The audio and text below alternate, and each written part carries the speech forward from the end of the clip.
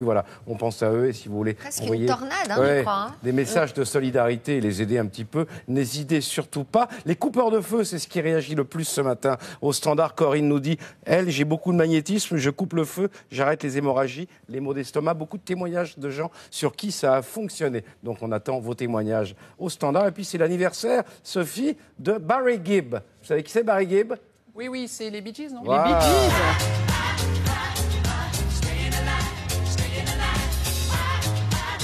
Les coupeurs de feu, c'est comme si cette pratique ancestrale était officiellement reconnue au grand jour. Qui sont ces faiseurs de miracles dont les talents sont efficaces, c'est confirmé par de nombreux témoignages. Comment leurs dons opèrent-ils? David, vous avez enquêté, vous êtes notamment allé rencontrer l'un d'entre eux. Alors, je rentre un petit peu sur le terrain de Richard, mais je ne fais pas du tout de la médecine. On est quand même là dans le mystère. Alors on dit coupeur ou on dit barreur de feu. Il y a un petit peu les deux. En fait, ce sont des personnes qui prétendent avoir un don extraordinaire, c'est de soulager les douleurs des gens. Alors souvent on parle de brûlures, des brûlures dues à un accident. Il y a également les coups de soleil. Ils vous aideraient aussi à accélérer la cicatrisation. Et puis on a trouvé aussi des cas de traitement contre la radiothérapie. Des traitements, attention, ce sont des traitements pour soulager la douleur uniquement. Alors ils ont des pratiques vraiment mystérieuses, pour l'instant qui ne sont pas expliquées. Certains apposent leurs mains, etc. On va voir ça tout de suite parce qu'on est allé à la rencontre d'un coupeur de feu. J'avoue moi que j'étais quand même sceptique sur ce genre de choses, sur le magnétisme, sur les rebouteux et des choses comme ça.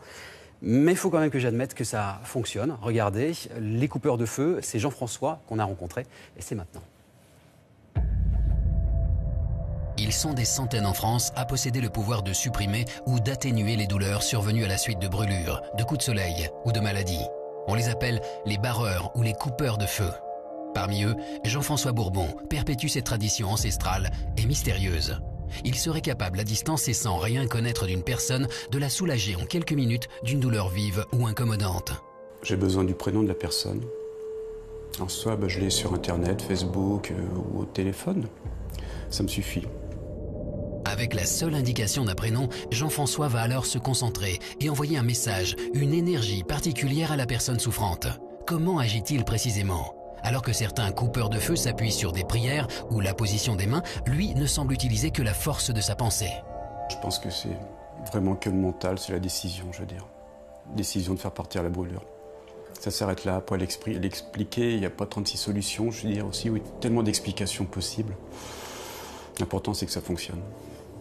Il existe bien des milliers de témoignages qui tendraient à attester de la réalité du phénomène et des bienfaits apportés par les coupeurs de feu. C'est le cas de Géraldine. Atteinte d'un cancer, elle subit depuis des mois des traitements lourds comme la radiothérapie ou l'hormonothérapie. Pour elle, il est incontestable que Jean-François a réussi à atténuer, voire supprimer les effets pénibles de ces traitements. Les gens disent on a du mal à supporter l'hormonothérapie. Je vais à la gym avec mes collègues de la Ligue contre le cancer, elles le disent. On a du mal à supporter les douleurs de la chimiothérapie. Ça fait des douleurs musculaires, des douleurs articulaires. Et moi aujourd'hui je dis, j'ai plus mal. Et je suis sûre que beaucoup de personnes croient que j'ai arrêté mon traitement, mais non, je ne l'ai pas arrêté. Promis, je ne l'ai pas arrêté, je ne le ferai pas. Mais j'ai plus mal.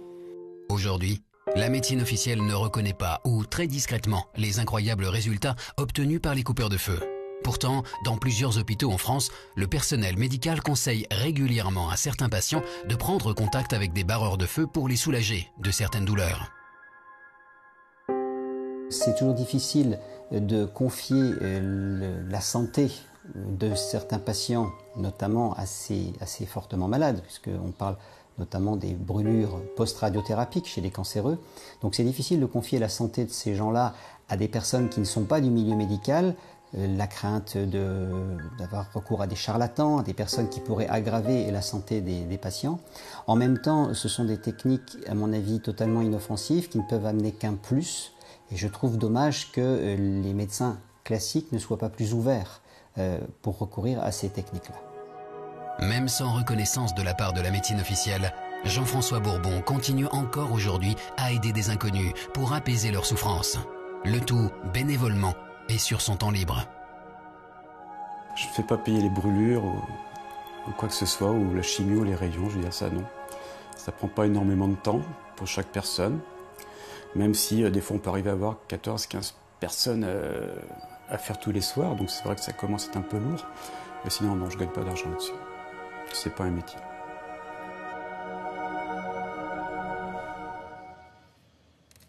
Certaines personnes qui ont un don comme ça prétendent que justement il ne faut pas se faire payer pour que ce soit efficace. Oui, alors, il ne se fait pas payer, sauf que les gens qui se font régulièrement aider par Jean-François, mais par d'autres également, aiment, on ne peut pas dire aiment, mais en tout cas se sentent le besoin de donner quelque chose en retour. Et souvent, ça peut être de l'argent. Mais ce sont des gens qui ne demandent rien. En général, si vous avez quelqu'un qui vous demande tout de suite de l'argent avant de faire quoi que ce soit, grosse méfiance. Alors, comment vous expliquez ce don? C'est quoi, selon vous, qu'un coupeur de feu?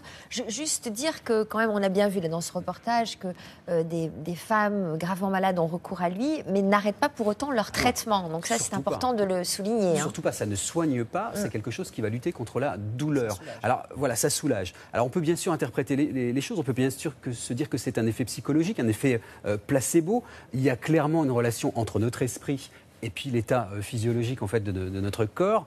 Il y a des patients qui peuvent se sentir rassurés à partir du moment où vous dites il est magicien, il fait quelque chose d'extraordinaire. Bah, quelquefois, ça va tout de suite mieux alors que le type n'est pas magicien du tout. En tout cas, ce qui est clair, c'est qu'on a beaucoup de témoignages de gens qui disent que vraiment ça fonctionne.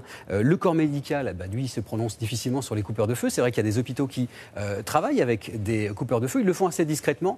Il y a une étude de fait également dans les années 2007. Et ça, c'est intéressant parce qu'on s'aperçoit que 61% des soignants, des personnels soignants, trouvaient souhaitable, d'après une sorte de sondage, de collaborer dans leur service avec des coupeurs de feu. C'est quand même Alors, vous l'expliquez comment sur le plan scientifique? Soit on se dit c'est magique et c'est à peu près comme Lourdes, c'est-à-dire j'y crois et du coup ça peut agir sur moi à partir du moment où je me persuade complètement que ça peut fonctionner sur moi. Alors, on parle de chaleur, de magnétisme, on dégagerait tous du magnétisme. C'est ça, plus ou moins. C'est scientifiquement aujourd'hui absolument pas explicable. On peut éventuellement l'expliquer avec un état psychologique des choses.